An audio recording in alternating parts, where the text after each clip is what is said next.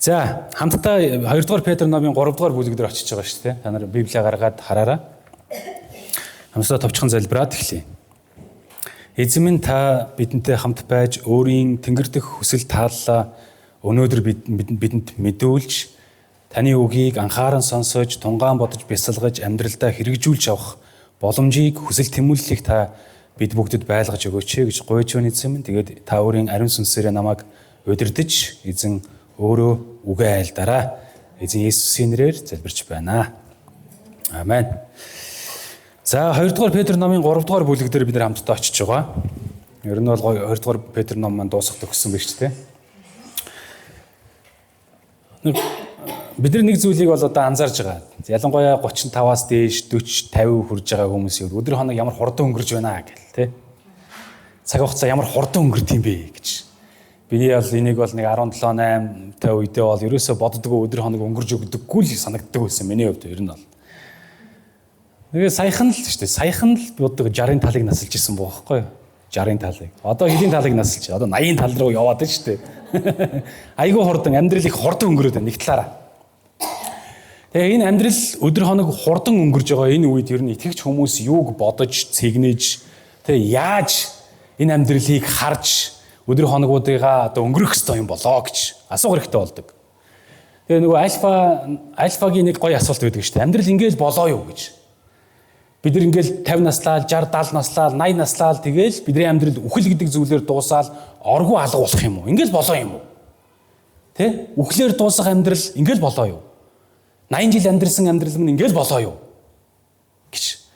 Тэгэд итгэгч хүмүүсийн хувьд юуг ойлгодог вэ гэхээр ялан Библи бидэнд юуг мэдүүлдэг вэ гэхээр амьдрал ингээл болоо биш, үргэлжилдэг. Ялангуяа итгэгч хүмүүсийг буюу бидний нүглийн төлөө өөрийгөө загалмаад цовдолж бас амьлуулагдаж тэ бидэнд бас мөнх аймыг амлсан гэж бид нар итгэдэг. Тэгээ амьдрал ингээл болоо биш тэ бидэрт мөнхийн амьдрал бидний хүлээж байгаа гэсэн ийм итгэл байгаад байгаа шүү дээ. Ер нь бол. За үл итгэгч хүмүүс бол энийг харахгүй. Эзэн харуулдаг. Итгэгч хүмүүс бол энийг мэдж байгаа. Гэхдээ мэдсэн хэрнээ мэдэхгүй яваад байгаа юм шиг амьдарч байгаа тохиолдол заримдаа итгэгч хүмүүст байж идэг. Тэр бодох хэрэгтэй. Энэ амар хурдан өнгөрөөд байгаа өдөр хоногуудынхаа туршид дунд би яаж амьдрвал зөв юм бэ? Энийг бодох хэрэгтэй байхгүй ерөнхийдөө. За 2 дугаар Петр номын 3-ын 1-ээс би 13 дугаар ишлэлийг уншиж та нар дагуулад хараарай. Энд ингэж хэлсэн байна. Хайртууд минь эдүгээ би 2 дахь захидлаа та нарт бичиж байна. Тэдгээрийн дотор би сануулгаар та нарын чин сэтгэлийн бодол санааг сэргээж байгаа нь ариун иш үзүүлэгчдэр урдаас хэлүүлсэн үгс ба танаа элч нараар уламжлагдсан эзэн ба аврагчийн тушаалыг та нарт сануулахын тулд юм а. Юуны өмнө үүнийг мэдэгтэн юу гэвээс тэрхүү эцсийн өдрүүдэд илгэлэн тохуурхагсад хүсэл тачаалаа даган илгэлэн тохуурхсаар ирэх болно. Мөн тэд түүний ирэх амлалт нь хаана байна? Хаана байна вэ? Эцэг өвгдийг унтснаас хойш бүх юмс бүтээлийн эхнээс байсан шигээ хэвээрээ байна шүү дээ хэмээн. Бурхны үгээр тэнгэр нь өн эрт оршин тогтносон бөгөөд газар нь уснаас гараад усаар хэлбэрчсэн болохыг тэд санаатаагаар үл ойшоодог. Тэр үеийн дэлхий усан галавт автан устгагдсан аж харин өнөөгийн тэнгэр ба газар нь түүний үгээр байгаа бөгөөд галд зориулагдсан сүсэг бишрэлгүй хүмүүсийн шүүлт ба сүрлийн өдөрт хадгалагдаж байна. Хайртууд минь эзний хувьд харин нэг өдөр 1000 жил мэт, 1000 жил нь нэг өдөр мэт байдаг нь та нараас бүү нууцлагдаг. Эзэн удаашрлыг тооцдог зарим хүмүүсийн боддог шиг амлалттай хойрог биш билээ. Харин ч тэр хэнийг ч мөхүүлэхийг хүсэлгүй, бүгдийг гимшил дээрээсээ хэмээн хүсэж та нарт төвчээртэй ханддаг. Гэвч эзний өдөр хулгайч мэдэрх болно. Тэгэхэд тэнгэр нүргэн өнгөрч язгуур юмс галд хайлах бөгөөд газар ба түүн дээрх бүх үйл шатна. Энэ бүхэн тийм устгагдах аваас ариун байдал ба итгэл сүсэг дор та нар ямар шүү байх ёстой вэ? Бурхны өдөр ирэхийг хүлээж түрглүүл. Тэр өдөр тэнгэр шатан устж язгуур юмс түүмэрт хайлах болно. Харин түүний амлалтын дагуу зөвхт байдалд оршдог шин тэнгэр, шин газрыг бид хүлээн байна гэсэн байна. Амен. Петр яг энэ хэсэгт одоо хайртууд минь гэж хэлж байгаа. Чуулганы буюу Христэд итгэдэг хүмүүсийг бүгднийг яг энэ үгээр хайртууд минь гэж одоо анхааруулan бас яг тэдэнд ямар хайртайгаа сэтгэлээр энэ загтлыг тэдэнд мэдүүлэхийг хүссэн юм бэ гэдгээ бас нэг талаар харуулж байгаа. Хайртууд минь эдийгөө би 2 дахь загтлаа Петрийн хувьд бол одоо бидний мэдж байгаагаар 2 дугаар Петр номыг бид өнөөдөр ингээд уншаад өнөөдөр хүртэл явлаа шүү дээ. Өмнө нь одоо Петр уншигчдаа буюу хүлээн авж байгаа хүмүүстээ 1-р Петр номыг аль хэдийн өгсөн байсан. Тэнд итгэгч хүмүүс хэрхэн амьдрахыг, яаж амьдрахыг, хавчлах зовлонг яг яаж ойлгож, давж туулж, эзэнтэй итгэмжтэйгээр амьдрсаар, явсаар байх ёстой. Ялангуяа энэ дэлхийн амьдралаас хэрхэн хол байж, бузар муугаас хэрхэн хол байж зөвхт амьдрах вэ? Эзэнд итгэлтэй амьдралаар хэрхэн амьдрах вэ гэдэгтэй холбоотой зүйлийг нэг талаар аль хэдийн хэлсэн байсан. Тэгээ би дахин та нарт сануулж байна гэж энэ зүйлийг. Дахин сануулж та нарт аль хэдийн өгөөгдсөн тэр зүрхэнд чинь өгөөгдсөн тэр гайхалтай үнэний үгийг сэргээж тэр хүслийг чинь одоо ингэ шинжлэхийг би та нарт хүссэн юм а гэж ерөнхийдөө бол үргэлжлүүлэн Петр хэлсэн баг. Тэгээ 1-2 дугаар ишлэгийг харах юм бол яг энэ санаагаа маш тодорхойгоор хэлсэн. Цааш нарах юм бол ингэж хэлж байгаа. Эцсийн өдөрт гэж. Эцсийн өдөрт илэглэн тохуурхагчид та нарын дотроос гарч ирэх болно гэж хэлсэн. Та нар дээр ирэх болно гэж. Тэгээ энэ эцсийн өдөр гэдгээр яг ямар өдрийг хэлээд байгаа юм бэ гэж. Заримдаа итгэж хүмүүс яг энэ зүйлийг тийм ч тодорхоос харахгүй яваад идэг юм шиг харагддаг. Эцсийн өдөр хизээ эхлэх юм гэж. Эсвэл эхэлсэн юм уу, эсвэл эхлэегүй байгаа юм уу гэж. Петрийн хэлж байгаагаар эцсийн өдөр аль хэдийн эхэлсэн гэж тодорхойлдог. Илч Петрийн хувьд. Ялангуяа энэ эцсийн өдөр хизээ эхэлсэн юм бэ гэхээр Пентекост өдөр буюу ариун сүнс Иесусыг өргөгдснөөс хойш эцэг бурхандаа буцсны дараа бүх итгэгчид хамтдаа ингээд одоо цуглан байх үед ариун сүнс тэдний дээр буугаад бүгдээ харин иш үзүүлээд одоо яг хөө хоорондоо бие биенийхээ хэлээр яриад яг энэ үед эцсийн өдөр эхэлсэн гэж Петр тунхагладаг. Тэгээ бид нар одоо Үлс номын 2:17-18 дахь ишлэл дээр энэ зүйлийг маш тодорхой хэлсэн байна. Тэрнээс өмнө нэг зүйлийг ишлэл хуучин гэрээнд хэлэгдсэн байдаг нь ийм үг байгаа. Ёл номын 2:28 дахь ишлэлд юу гэсэн гэхээр эцсийн өдрийн тухай нэг зүйлийг хэлсэн. Тэр нь яаж болох вэ гэж. Тэр хэлэхдээ ингэж хэлсэн. Дараа нь би сүнсээ бүх мах бод дээр цутгахнаа. Хөвгүүд охид чинь иш үзүүлж, хөгшчүүл чинь зүүдэлж, залуус чинь үзэгдэл үзнэ гэсэн байдаг. Нэгсэндээ эзний сүнс итгэлийн ахан дүүсийн дээр, бурхны хүмүүсийн дээр цутгагдах болно гэж аль хэдийнэ хуучин гэрээнд Ёл иш үзүүлсэн байсан. Ингэж эцсийн өдөр эхлэх болно гэж. Харин Пентекост өдөр юу болсон юм бэ гэж. Би Үлс номын 2:17-18-ыг таард уншиж өгье. Энд ингэж хэлсэн. 14-өөс цааш ярих юм бол харин Петр 11-ийн хамт босоод дууга өндөрсгөн тэдэнд тунхаглаж Юудын ирчүүдээ Иерусалимийн бүх оршин суугчдаа үүнийг та нар мэдтүгвэ үгийг минь сонирдтугай. Та нарын бодсончлон эд согтуу бишээ. Тэгээд ч дөнгөж өдрийн 3 дугаар цаг болж байна. Энэ нь иш үзүүлэгч Ёлоор дамжуулан бурхан айлдахдаа эцсийн өдрүүдэд би сүнсээ бүх махбод дээр цутгах нь хөвгүүд охид чинь иш үзүүлж, залуус чинь үзэгдэл үзнэ, хөгшчүүл чинь зүүдлэх болно гэсэнчлэн биелэлээ олж байна гэж цааш нь үргэлжлүүлэн хэлсэн баг. Тэгэхээр Петрийн хувьд яасан? Эцсийн өдөр аль хэдийнэ эхэлсэн Пентекост өдрөөр. Гэтэ нэгэнт эхэлсэн энэ үед юу болохыг Петр онцлог хэлж байгаа. Илэглэн тохуурхагчид илэглэн тохуурхсаар та нар дээр ирэх болно гэж хэлсэн. Итгэлийн хүмүүс дээр ирж буюу бурхны хүмүүс дээр ирээд Библийн үнэн сургаалыг дагуу амьдрах гэж хичээж байгаа тэдний бодол санаа, итгэл үнэмшил, оюун бодлыг, зүрх сэтгэлийг самууруулахыг зорино гэж. Дооглож одоо тохуу хийх болно гэж хэлж өгч байгаа. Тохуурах болно. Нэгсэндээ итгэгчдийн хувьд итгэлийн замаар амьдрмаар байгаа бол нэг зүйлийг хүлээх хэрэгтэй болдог. Үл итгэгчдийн дотроос биднийг тохуурхаж, шоглоож чи юу лээ? Иесус чинь загалмаа дээр цовдлогдсон гэлүү? Тийм юм байж харагдаач гэж магадгүй. Юу яриад байгаа юм? Магадгүй янз янзын байдлаар биднийг өмөлөх ийм тохуурхал ирэх болно гэж Петр яг уу загталдаа урьдчилан сануулan хэлсэн байна нэг талаар.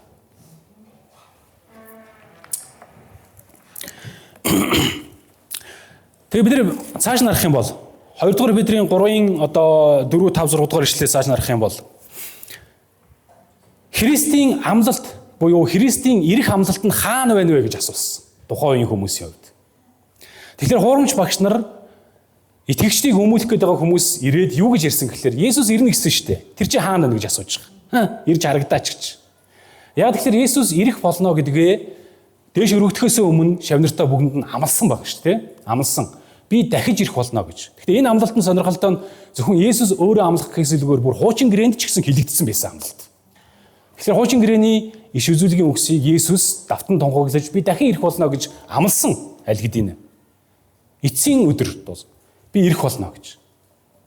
Харин хурамч багш нар яасан? Есүс ирнэ гэсэн чинь ирэхгүй шүү дээ гэж. Хаана байгаа тэр чинь та нар шал дими юмд итгэх юм, шал дими нэг дагах юм. Ямар хэрэг байна гэж. Тэгээ бид яг энэ Петрийг унших юм бол энэ хурамч багш нарын сургаал маврагаал тэдний ойлголтыг үзэх юм бол тэд сонирхолтой Есүсийн дахин ирэлтийг л үгүйсгэж байгаа. Ирээдүйд болох нэг зүйлийг тэр чинь болохгүй шүү дээ гэж хэлж байгаа. Харин яг тухайн үед болсон буюу Есүсийн үхэл амьдлтыг тэд ницаагаагүй харагддаг. Ницаагаагүй харагддаг. Есүс үхээгүй штэ, амьлаагүй штэ гэж хэлээгүй. Харин тэд тэрийг нь хүндэхгүйгээр харин Есүс ирэхгүй штэ гэдэг тэр ирээдүйд болох зүйлийг нь үгүйсгэх замаар итгэгчдийн бодол санааг яаж үүмүүлэхийг оролцсон баг. Заримдаа биднэрт яг ийм зүйлүүд болдог те. Бидний эргэн тойронд хурамч багш нар тийм олон байхгүй л дээ ер нь бол. Гэхдээ нэг зүйлийг ойлгох хэрэгтэй. Тухайн үед хурамч багш нарын ард хэн байсан юм байх төвсэй гэж. Бузар муу нэгэн байсан. Яруу муу нэгэн буюу бузар сүнснүүд Бурхныг эсэргүүцэгч тэр нэгэн байсан гэж. Тэд хэнийг нэг ашиглах замаар итгэгчдийг төрөгдүүлэхийг л зорж байгаа. Ерөнхийдөө бол. Тэгээ бидний өнөөдөр заримдаа боддог те. 2000 жил өнгөрлөө. Есүс ирээгүй л байна штэ гэж. Ирэх юм уу? Үгүй юм уу гэж. Олон итгэгчид ч гэсэн энэ зүйлийг асуудаг. Ирэхгүй юм шиг өнөө энэ амар удаж чинь 2000 жил өнгөрсөн. Дахиад хэдэн мянган жил болоо билээ, тэ? Тийм болохоор одоо зүгээр ингээ сайхан өнөө маргаашийнхаа амьдралыг зохицуулна могцуул. Тэр чуулганы амьдрал жоохон хойшоо байж игэл тамаагүй. Заримдаа хэлэхгүй ч гэсэн яг ийм замаар бид нэр амьдрдаг юм шиг харагддаг ерөнхийдөө бол. Хурамч багш нарын гол зорилго юу вэ гэж тухайн үед. Үнэн дээр тэд Христийн дагалдагчид болох элч нарын сургаал номлыг говьуулж алдаатай гэж бусдад итгүүлэх замаар Петр болон бусад иш үзүүлэгчдийг буюу Есүсийн 12 шав тэднийг ницаахыг үгүйсхийг оролдож байгаа. Үгүйсхийг оролдож байгаа. Нөгөө талаар би сая хэлсэн те хурамч багш нарын ард бузар муу сүнс ажиллаа хийж хурамч багш нарын ард. Итгэгчдийг төрүүлдүүлэхийг зорж байна гэж. Тэгээ тэдний хэлдэг нэг зүйл нь яг Христ ирэхгүй гэдэг. Есүс Христ ирэхгүй удаашрсаар л байна. Байхгүй. Ер нь баг тэр амлж худлаа хоосон гэж итгүүлэхийг зорддог. Тэгээ энэ ухуулгын гол аюул нь юу гэхээр Есүс ирэхгүй юм чинь эцсийн шүлт болохгүй ээ. Тэ? Тэгэхээр шүлт болохгүй юм чи яах вэ? Шүүгд янз янзын бити бодоо зүгээр л дураараа нариг. Тэ? Дураараа амьдрцгаа гэсэн ийм байдалд итгэгчдийг аваач хаюултай байдаг гэсэн утгатай. Назгай одоо юу гэх юм ийм Христийн төлөө, Бурхны төлөө, Библийн дагуу амьдрий гэсэн хүсэл тэмүүлэл унтарсан. Иесусыг хүлээж байгаа тэр хүлээлтийг намжаасан, байхгүй болгосон, мартагнуулсан ийм байдалд аваачдаг гэсэн аюултай байдаг гэж ерөнхийдөө бол харж байна.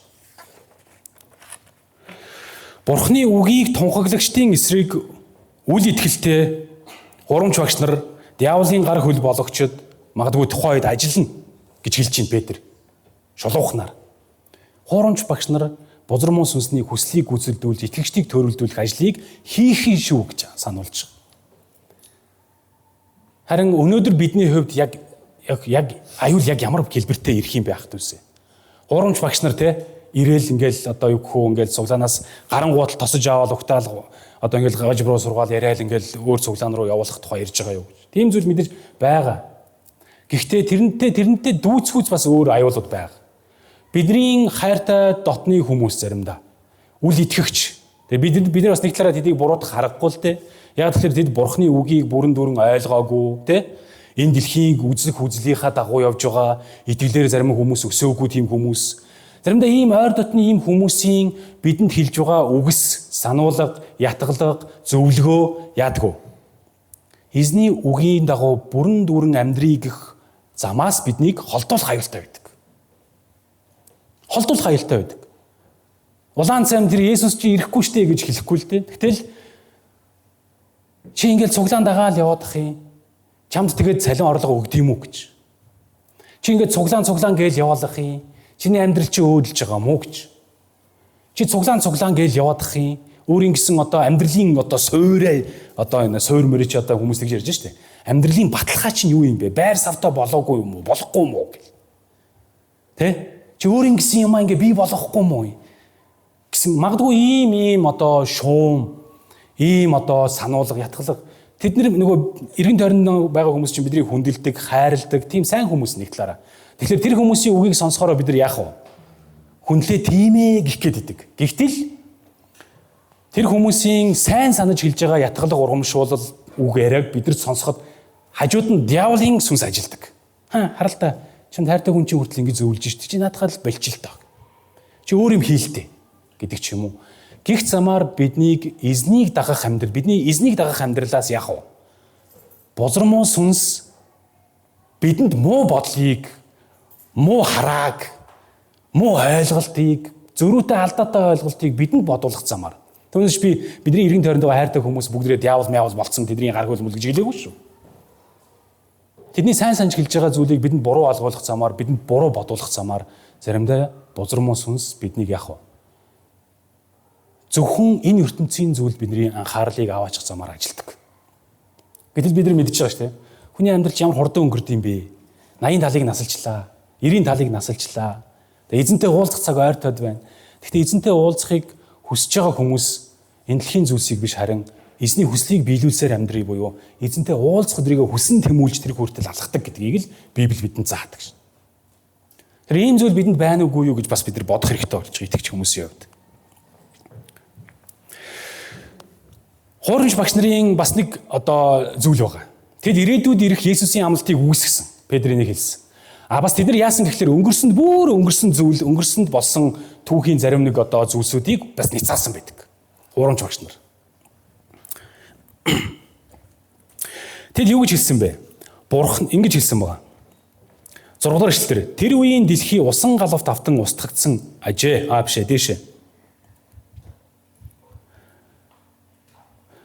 4 дугаар эшлэлээр мөн тэд түүний ирэх амлалт нь хаана байна вэ гэдэг. Тэгээд эцэг өвгдийг унтснаас хойш бүх юмс бүтээлийн эхнээс байсан шигээ хэвээрээ байна шүү дээ химээ нэгч. Тэгж хэлнэ гэж. Хуучин гэрээнд хилэгдсэн зарим нэг одоо онцгой үйл явдлууд буюу дэлхийн ертөнц өөрчлөгдсөн, хэлбэрчсэн, тогтсон гэдэг энэ зүйлийг тэд үгүйсгэн гэж хэлсэн. Товчхондоо бол хуучин гэрээний үгсүүдийг, иш үзүүлгийн үгсүүдийг бас үгүйсгэнэ л гэж хэлж байгаа нэг талаар. Тэгээд тэд юуг үгүйсгэсэн юм бэ гэж. Эцэг өвгдийг унтснаас хойш бүх юмс бүтээлийн эхнээс байсан шигээ хэвээрээ байна гэж хэлсэн. Тэгээд хуурамч багш нарын үзлийн дагуу бол юу вэ гэхээр анх бүтээл дэлхий бүтээгдсэн. Тэрнээс хойш ямар ч зүйл өөрчлөгдөөгүй өнөөдрийг хүрсэн гэж хэлж байгаа. Юу ч өөрчлөгдөөгүй гэж. Харин Петр тэднийг бичвэрийн үнэнээр ницаасан баг. Анх бурхан дэлхийг бүтээсэн те. Огторгуйг бүтээсэн. Газар дэлхийг бүтээсэн. Дараа нь юу боллоо? Эхний өдөр гэрэл мэрлийг бий болгоод харанхуй гэрлийг салгаад өдөр шөнөгж нэрлээд те. Тэгээд нөгөө газрын гадаргуугч нь нөгөө хэлбэргүй байж хахад нь хэлбэртэй болгоод усыг уснаас салгаад газрыг их газар гээд далаа гээд ингээд ялгаж салгаад ингээд огторгуун дээр ус, огторгуун доор ус. Тэгээд газрын их хуурай газар, устай газар гэдэг бүгдийг ингэж хэлбэржүүлсэн. Яаж хэлбэржүүлсэн юм бэ? Бурхан өөрийн гайхамшигт бүгдийг чаддаг үгээрээ хэлбэржүүлсэн гэж хэлж байгаа. Нэгдүгээр Эхлэл номын 1-р бүлэгт бичигдсэн энэ үнэнийг тэд үгүйсгэж байгаа. Бүх юм хിവэрэл байна штэ гэж.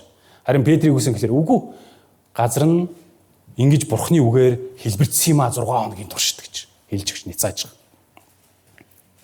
Хоёр дахь зүйл нь тэд үертэй холбоотой зүйлийг ярьсан байна. Үертэй холбоотой зүйлийг.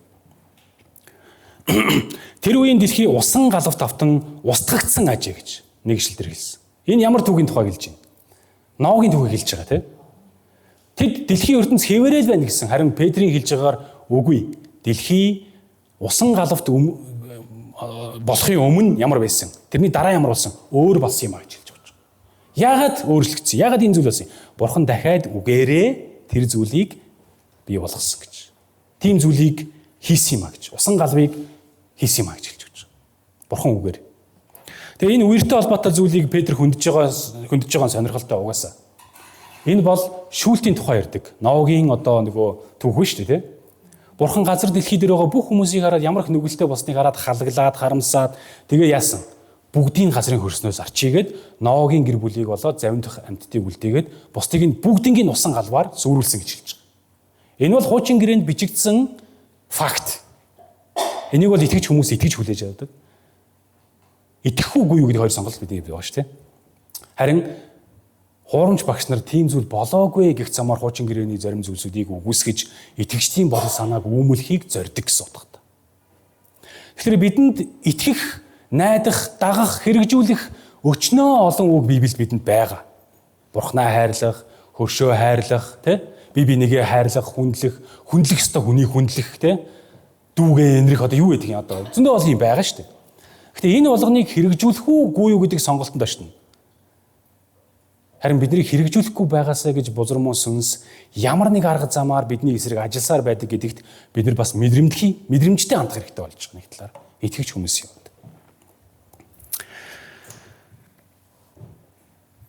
Үер хуучин гэрээнд шүүлтийг илэрхийлж исэн бол Петрийн хэлж байгаа Иесусыг дахин ирэхэд эцсийн үеийн шүүлт юу болох вэ? Галаар гэж хэлж байгаа шүү дээ. Галаар бүх зүйл одоо ингэж хайлаж урсаж алга болно. Харин гэхдээ энэ нь юуны төлөө вэ? Бузармууг устгаж Бурхны хүмүүст шинэ газар, шинэ дэлхийг бидэнд өгөхийн тулд юм аа. Авралыг бидэнд авчрахын тулд юм аа гэж Петр маш тодорхойгоор бидэнд онцлон хэлсэн баг. Тэгэхээр итгэгч хүмүүс бол яах нь вэ? Энэ устгах зүйлийн араас явдаг биш, харин бидэнд аль хэдийнэ амлагдсан эрхэн тодорхой, болохон тодорхой, өгөгдөхөн тодорхой тэр мөнхийн ус буюу шин тэнгэр газрыг хүлээж тэнд очино гэж гэсэн найдвараар амьдрдаг, тийшээ тэмүүлж амьдрдаг хүмүүс гэж ойлгох хэрэгтэй болж байгаа. Тэгээ дахиад цааш нь тайлбарлаж байгаа тийм. Хүлээлтийн тухай. Хүлээлтийн тухай. Хайртууд минь, эзний хувьд харин нэг жил, нэг өдөр нь мянган жил мэт. Мянган жил нь нэг өдөр мэт байдаг нь та нараас бүү нууцлагдаг. Эзэн удаашрлыг тооцдог зарим хүмүүсийн боддог шиг амлалттай хойрог бишээ гэж хэлж өгч байгаа. Амлалттай хойрог биш. Бурхан амлалтаа биелүүлэхгүй удаагаал, хойшлуулаад эсвэл нөгөө Есүсийн дахин ирэлт болно, эцсийн шүүлт болно гэдгийг мартцсан явж байгаа юм бол биш гэж. Тэ? Мартцсан явж байгаа юм биш. Гэтэ яг энэтэй холбоотой Петр хоёр зүйлийг хэлж байгаа. Нэг нь бол яагаад ингэж бурхан хүлээгээд эцсийн одоо шүүлт нь хойшлогдож байгаа юм шиг ингээд удаан яваад байгаа. Яагаад?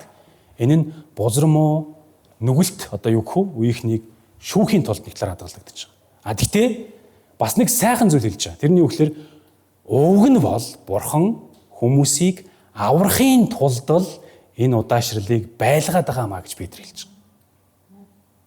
Тэгэхээр бид нар нэг зүйлийг бодох хэрэгтэй болж байна. Яагаад 2000 жил шүүлтэн болохгүй явсан байх төсөө? Өнөөдөр та бид бүгдийг аврахын төлөө байж байгаа нэг талаараа. Хамгийн энгийн ойлголт. Таныг аврахын төлөө, намайг аврахын төлөө, бид бүгдийг аврахын төлөө, Библийн үгийг ойлгуулахын төлөө, Бурхны хүүхдүүд болгохын төлөө энэ удаашрлыг тогтоож байлгаж байгаа гэж хэлж өгч байгаа. Түүнээс амралтаа мартсан давал биш ээ гэж Петр сануулж байна. Тэгэхээр бид нар ойлгох хэрэгтэй байгаа тийм. Өгөгдөж буй өдрийн хоног болгоно нь юуны төлөө юм байх төсөө? Юуны төлөө вэ? Таны миний авралын төлөө. Таны хайртай дотн эргэн тойрны хүмүүсийн авралын төлөө байхгүй. Авралын төлөө байдаг. Эзэн удаашрлыг тооцож байгаа бол энэ нь эхэнд таныг болоод бидний эргэн тойронд ирээдүйн үр хүүхдүүдийн минь авралын төлөө байна гэдгийг бид нар ойлгох нь хамгийн чухал зүйл байна. Хамгийн чухал. За шүүлт бол болдгоороо болно. Гэтэ хизээ яаж ирэхийг бол мэдэхгүй. Улгаач мэдрэх болно гэж хэлсэн шүү дээ. Улгаач угаасаа бидний орон гэрийг ухахтаа хизээч хэлж орж ирэхгүй. Гинт л орж ирнэ. Яг үнтэй адилхан эзний тэр эцсийн шүүлт хизээ ирэх нь тодорхой биш. Эзэн өөрөө мэдж байгаа. Гэхдээ тэрнээс өмнө эзэнд нэг хүсэл байна. Тэр юу вэ? Авралын ажлуудыг гүйцэлдүүлэх юм. Хүмүүст сайн мэдээг дамжуулаад бурхан байдаг. Бурхан Христээр дамжуулаад мөнх амийг өгдөг. Тэ дууддаг гэдэг энэ үннийг л хүмүүст дамжуулсаар түгээсээр тараасаар байхын төлөө өдөр хоногуд өнгөрж байгаа гэж бид нар бодох хэрэгтэй болж байна. Тэгээ бид нар нэг зүйлийг амар сайн ойлгох хэрэгтэй болж байна, тийм. Өдөр хоногудаа бид нар яаж өргөх вэ? Яаж өнгөрүүлэх байх төсөө? Энэ дэлхийн зүйлийг хөөцөлдөх замаар уу? Өөрийн хүслийг гүйцэлдүүлэх замаар уу? Энэ дэлхийн хүмүүсийн хэлж байгаа нэг амьдралын суур батламжаа одоо бий болгох, тийм, эд үйл баялагтаа болгохын төлөө өнгөрөөх үү? тэрнээс илүү чухал зүйл байна хатус. Тэр нь юу гэхээр авралыг бусдад дамжуулах, Бурхнаар аврагдахын төлөө амьдрсаар байх нь хамгийн чухал. Тэгээд хүмүүс яг энэ зүйлийг сонсохороо хоёр талтай гараад идэг ерөнхийдөө. Тэгж анзаардаг миний хувь зүгээр миний айл бодож байгаа бодол. Эзэн Бурхнаа даг гэхлээр бүх амьдралаа нөгөө өдөр тутмын ажил хөдөлмөрөө бүгднийг хаяад зөвхөн цуглаан л байгаа л цуглааны иргэн тойронд л байгаад байгаа юм шиг хүмүүс боддог. Үгүй л дээ уг нь. Тэгээд өдөр тутмын ажил чинь чухлаа. Өдөр тутмынхаа ажлуудыг хүн хөдөлмөрлөх хэрэгтэй. Бурхан хөдөлмөрч харыг өрөөдөг гэл ажлаа маш сайн итгэмжтэйгээр хийх хэрэгтэй гэхлээр хүмүүс эзэнтэй хамт байгаа цагаа тэр чигт нь хаяад яах вэ? Ажил амьдралаа бодоод явчихж байгаа шүү дээ. Нэг ололт хамжилт одоо эд баялаг бүх юмаа ингээд. Уг нь энийг тэнцвүүлэх хэрэгтэй бидний хувьд бол. Итгэж хүмүүс юу. Бид нар өдөр болгон мэдээж эхний одоо 1-5 дахь хүртэл ажиллах хэрэгтэй. Итгэмжтэй сайн ажиллах хэрэгтэй. Хийх ёстойгоо хийх хэрэгтэй. Олох ёстойгоо олох ёстой. Тэгвэл бүтэн сайн өдрийг буюу хүндэтгэлийн цуглааны өдрийг бид нар яах вэ? Мартаж боломгүй байгаа байхгүй. Нэг тийм тохиолдол байгаа шүү дээ. Сайхан болсон гэдэг. Хагас бүтэн сайнаа ялгахгүй болтлоо ажилласан хүмүүс байна гэж байгаа шүү дээ. 1-5 дахь хүртэл ажиллаад 6 дахь өдөр нь бас ажилласан чинь 7 дахь өдрийгөө 6 дахь өдрийгөө бодсон тохиолдолс байгаа. Тэгтэл нь ажиллах хэрэггүй шүү дээ ах дүүсээ гэж тий. Тэгтэл нь ажиллах хэрэггүй шүү дээ. Бид нар ажиллаа өдрийн хоногудаа ажиллаа сайн хийх хэрэгтэй. Гэхдээ эзэнт зориулсан цагийг буюу хүндэтгэлийн цуглаандаа баш амар итгэмжтэй хандах хэрэгтэй гэж. Итгэмжтэй хандах хэрэгтэй.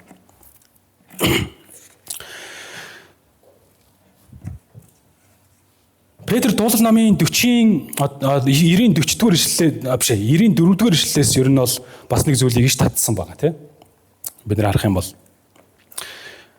нэг өдрийг эзний хувьд нэг өдөр нь 1000 жил нэг өдөр метр байдаг гэж. Эзэнд бол одоо бүх цаг хугацааг нэг бол их хохирхон нэг бол их урт юм шиг тийм. Цаг хугацаанаас хязгаар ажилдаг гэж нэг талаар харуулж болж байгаа юм. Эзний оршихуйг бол. Тэр гайхалтай одоо хэмжээшгүй ирэх мэдлэлтэй бурхан гэж. Тэгтээ яг цааш нарах юм бол тэр амлалттай хойрох биш харин бүгдийг гимшилд ирээсэй гэж төвчдөг юм а гэж хэлсэн. Гимшилд. За одоо нөгөө бурхан удаашрлыг тооцож байгаа бол бид бүгдийг аврахын төлөө, бусдыг аврахын төлөө байна. Тэгтээ энэ дотор нэг болцол байна. Тэр юу вэ? Гимшил юм а гэж хэлж байгаа. Гимшил. Эзэнтэй хамт алхмаар байна ах түсээ. Эзэн бурхантай хамт амьдрмаар байна уу? Түүний оршихуйд хамт. Тийм бол гимтэй гэдгээ ойлгоод алдаатай гэдгээ ухамсарлаад бурхны өмнө гим нүглээ улааж гимшдэг байгаасаа гэж хүсэж байгаа. Тэгэхээр өгөгдсөн өдөр хоногуд мань эзний өмнө гимшихэд бас ашиглагдаж болно. Бид нар эзний өмнө гимшиж, улааж, түүний аврал, түүний одоо хүчийг, ерөөл ивэл нэгүслийг гуйх замаар бид нар амьдрах хэрэгтэй байна ах тус. Тэгээ бидний маш сайн мэддэг хэд хэдэн ишлэл байгаа. Тэгээ би хоёрыг уншиж өгье. Иохан 12:47-р ишлэлээр ингэж хэлсэн байгаа. Би ертөнцийг шүүхийн тулд биш бус харин ертөнцийг аврахын тулд ирсэн юм а гэж. Энэ одоо бурхны хүслийн дэс дарааллыг харуулж штэ. Бурхны туйлын хүсэл юу вэ? Нэгдүгээрт тэр их аврахын тулд л байгаа. Шүүлт бол болдгоороо болно. Үнэн дээр бол шүүгээл яллаад бүгднийг хяргаал та нар бүгд нүгэлтэй байна гэл ингээл устгахын төлөө биш. Харин гимшээд хүрөөдөр. Тэгээ би та нарт авралыг өгье. Та нарт хайртай гэдгийг мэдүүлье. Надтай хамт алах, үгнээс минь суралц, итгэгч хүн ямар байх ёстойг мэд. Тэгээд энэ дэлхийн ертөнцид бурхныг гэрчилдэг сайн хүмүүс буюу бурхны хүмүүс байж амьдр. Энэ зүйл л бурхны хүсэл байгаа гэж. Бас нэг чухал ишлэл байгаа. Иохан 3:17 дугаар ишлэл. Учир нь бурхан ертөнцийг ялалахын тулд биш харин түүгээр дамжуулан ертөнцийг аврахаар хүүгээ ертөнцид илгээсэн юм а гэж дахин хэлсэн. Бурханы таны төлөөх бурхны хүсэл юу вэ ах түсээ? Таныг гимшээд бурхантай хамт түүний авралыг авч амьдраасаа бурхны хайрыг мэдэрч амьдраасаа л гэж гэдэг хүсэл байгаа. Түүнээс бурхан чивчээ яахын төлөө ирээгүй гэж. Харин аврахын төлөө, уучлахын төлөө, босгон байгуулахын төлөө ирсэн гэдгийг яах вэ? Хамгийн түрүүнд бид нар бас бодож явах хэрэгтэй болж байна. Харин жинхэнэ итгэгчид ямар байх вэ гэж нэг асуулт байгаа тийм. Харин жинхэнэ итгэгчид ямар байх вэ? За яг хөө ингээд бид ийм өдөр хоногуд өнгөрдөг юм байж. Бидний уруу татах одоо гаж буруу сургаал мургаал янз янзын зүйл гарч ирдэг юм байж. Эзний замаас холдуулах янз янзын зүйл байдаг юм байж. Гэхдээ л нэг зүйл асуулт байгаа юм. Харин жинхэнэ итгэгчид ямар байх ёстой вэ гэж асуугаал өнгөрцөн. Ямар байх ёстой яах түвсэ? Жинхэнэ итгэгчид. Бидний ямар байж болохгүй вэ гэдгийг бол мэдж байгаа тийм. би нөгөө өнгөрсөн номлол дээр уншаад өнгөрсөн тийм 2:22 Петр 2 дугаар Петр 2:22. Тэдний хувьд нохоо бөөлцөөд долоодог угаасан гахаа шавард буцаж хөлбөрдөг хэмээх үнэн сургаалт үгээр болсон ажээ гэж. Бид энэ бурхнаар дуудагдсан бол бурхны хөвгүүд октод байхаар амьдрахаар дуудагдсан бол буцаад хуучин амьдралын хэм маяг руугаа яах вэ? Ороод ээж болохгүй гэсэн утгатай. Нэг талаараа. Буцаад ээж болохгүй. Харин өнгөрсний орхиод одоо өнөөдөр л гэгдэж байгаа бол эзэнтэй хамт алах. Өнөөдөр л гэгдэж байгаа бол эзэндийн өмнө очиж гимш залбир улай. Өнөөдөр л гэгдэж байгаа бол эзний хувьд юу тааламжтай вэ? Тэр зүйлсүүдийг хий. Үндсэн өдөр тутмын ажлуудад тултал хий. Тэгээд эсийн бүлэг одоо итгэгчдийн нөхөрлөх уулзалтандаа суух ёстой бол суу. Хүндэтгэлийн цуглаандаа ирэх ёстой бол ир гэж тийм. Энэ зүйлсүүдийг бид яг хийх хэрэгтэй байна. Юу тааламжтай вэ эзэн бурхан? Тэдгэрийг хийцгээе. Бурхнаа хүндлэх, бие бинийгээ хүндлэх, хайрлах, бурхнаа хайрлах, бие бинийгээ хайрлах, бурхнаар босгон байгуулагдах, бие бинийгээ босгон байгуулах, тийм? Энэ зүйлсүүдийг үйлддэг, харуулдаг, гэрчилдэг, бас эзэн дотор алхдаг хүмүүс байх нь бидний хувьд маш чухал байна гэж. Тэгээ өнөөдөр л гэгдэж байгаа бол гэдэг нэг асуулт байгаа. Өнөөдөр л гэгдэж байгаа бол Христийн авралыг хүлээж авах өдөр юм ах түлсэ. Өнөөдөр л гэгдэж байгаа бол өнөөдөр бусдын авралын төлөө гэдгийг ойлгож бусдад сайн мэдээ ярих хэрэгтэй байна ах түлсэ. Өнөөдөр гэгдэж байгаа бол. Өнөөдөр л гэгдэж байгаа бол Бурхны хүслийг мэд суралц. Тэгээ тийхүү амьдрах гэж. Өнөөдөр л гэгдэж байгаа бол гэмшилд зохистой үр жимс гарах хэрэгтэй байна. Гэмш зохистой үр жимс гарах бодол санаагаа эзний үгээр засаж залруул өөрчилж авах гэж. Тэгээд төгсгөлийн хэсгээр хэд хэдэн одоо чанга зүйлийг хэлсэн те. Тэнгэр нүргэн өнгөрч язгуур юмс галд хайлнаа гэж болох зүйлийн тухай. Бурхны өдөр ирэхийг хүлээж түрглүүл ах түвсэ. Яаж түрглүүлэх вэ ах түвсэ? Бурхны туйлын хүслийг биелүүл. Сайн мэдээр дагалдуул, чуулганд авчир тий. Бидний хувьд бол одоо хайртай хүмүүстэй хийж болох хамгийн үнцэнтэй зүйл юу вэ? Дагуулж ирээд сайн мэдээг сонсоход, Бурхны үгийг сонсоход сайн мэдээг яах вэ? Ярьж өгөх байгаа шүү дээ. Энэ бол хайртай хүмүүстэй хийж болох, найз нөхөдтэй өгч болох хамгийн гайхалтай үйлс гэж ойлгож болно гэж. За тэгээд бидэнд өгөгдсөн гайхалтай амлалт байна. Түүний амлалтын дагуу шин тэнгэр, шин газар биднийг хүлээн авах болно гэж хэлсэн байна, тий? Амен. Тэгэхээр Бурхантай уулзах өдрийг хүртэл, Есүстэй эргэж уулзах өдрийг хүртэл бид Бурхны хүчээр, түүний Библиэдх үгээр тий?